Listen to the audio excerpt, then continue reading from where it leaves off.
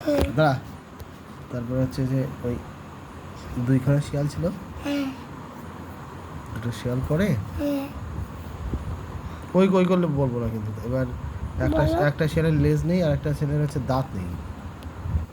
এবার একটা শিয়ালের মুখে জবা ফুল, মুখে তাছড়া, মুখের থেকে আছড়া, হ্যাঁ।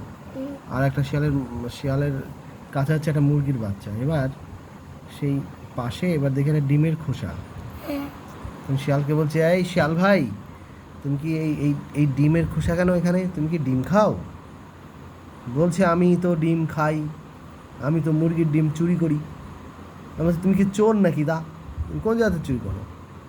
বলছে, আমি অনুপ মামার দোকানের থেকে আস্তে আস্তে আস্তে আস্তে রাত্রিবেলায় আস্তে আস্তে যাই, যে টাকাস করে নিয়ে আমি চলে আসি। হুম। এবার হচ্ছে আমি বলছি, তোমরা কি পড়াশুনো করো? বলো তো ক্যাট মানে কি? বলছে, না না, আমরা পড়াশুনো করি না, আমরা সারাদিন ধরে কাঁকড়া খাই আর রাতে হুক্কা হুয়া হুয়া হুয়া হুয়া হুয়া হুয়া হুয়া হুয়া করি। আর হচ্ছে আমরা আমরা ঘুরতে যাই, আর আমরা হচ্ছে ডাকছে, যা যা যা।